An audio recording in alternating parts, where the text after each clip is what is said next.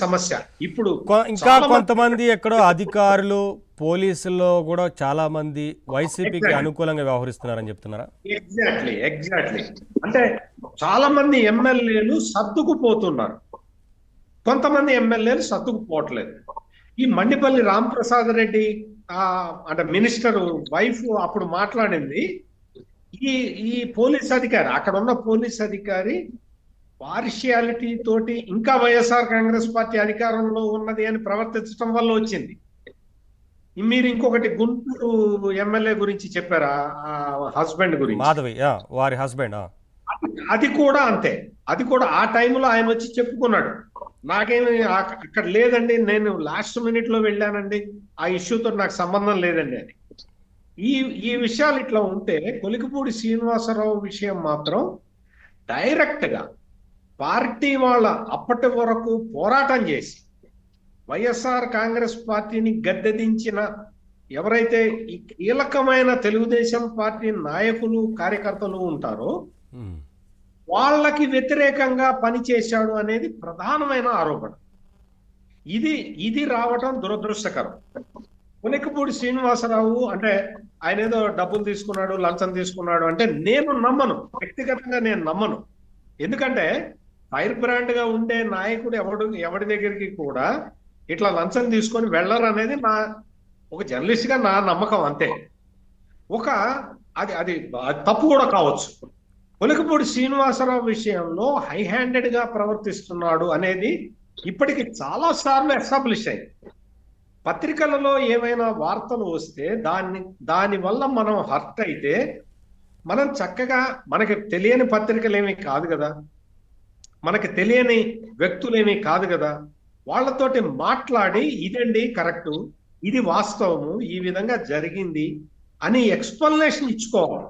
Explanation ఇచ్చుకోవటానికి మన ego problems అడ్డు రావాల్సిన అవసరం లేదండి. ఎందుకంటే మీ పేరే ప్రజాప్రతినిధి అన్నప్పుడు ప్రజల నుంచి ఏదన్నా ఎలిగేషన్ వచ్చినప్పుడు మీరు వివరణ ఇచ్చుకోవాలి, అంతే తప్ప ఈగో ప్రదర్శించడానికి వీల్లేదు.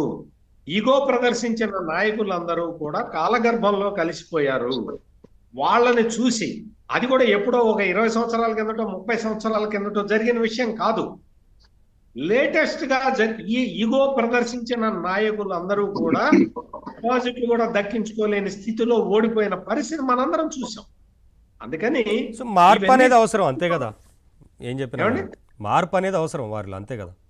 ఖచ్చితంగా మారాలి. మనం బాధ్యత మనం తెలుసుకోవాలి. పార్టీ కార్యకర్తల్ని, పార్టీలో కింది స్థాయి నాయకుల్ని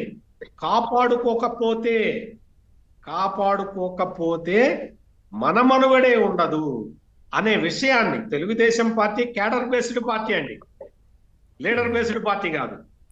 తెలుగుదేశం పార్టీ క్యాడర్ స్ట్రెంగ్త్ తోటే ఈ రోజు అధికారంలోకి వచ్చింది తెలుగుదేశం పార్టీ కూటమి మొత్తం కూడా.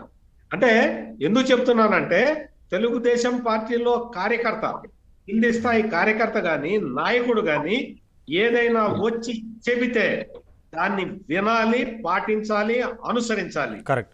తెలుగుదేశం పార్టీలో కార్యకర్తల బలం పార్టీ కావును. Exactly, it is cadre based party. Sir, cadre based party Bharatiya Janata party వాళ్ళందరికీ ఎట్లా క్యాడర్ బేస్డ్ పార్టీనో అంతకన్నా మొదటి నుంచి కూడా క్యాడర్ మీదే ఆధారపడి ఉన్న పార్టీ తెలుగుదేశం పార్టీ. అందుకనే జగన్మోహన్ రెడ్డి అకృత్యాలని ఎదురొడ్డి పోరాడిన వేలాది మంది కార్యకర్తలు తెలుగుదేశం పార్టీలో ఉన్నారు. వాళ్ళందరినీ దగ్గరికి తీసుకొని వాళ్ళకి ఏం కావాలో చూడాల్సిన, అందుకనే ఇప్పుడు వారి పార్టీలో కూడా వేరే ఏ పార్టీలో లేనటువంటి స్ట్రక్చర్ ఉంటుంది.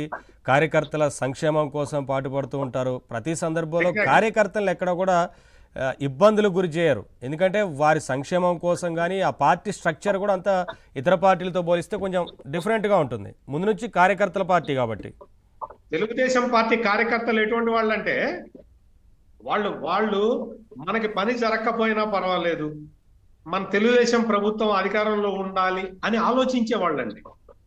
అందుకని అటువంటి వాళ్ళని చెప్పారుగా బాలకోట గారు, 30 సంవత్సరాల నుంచి టీడీపీ అంటే పెట్టినప్పటి నుంచి టీడీపీలోనే ఉన్నవారు.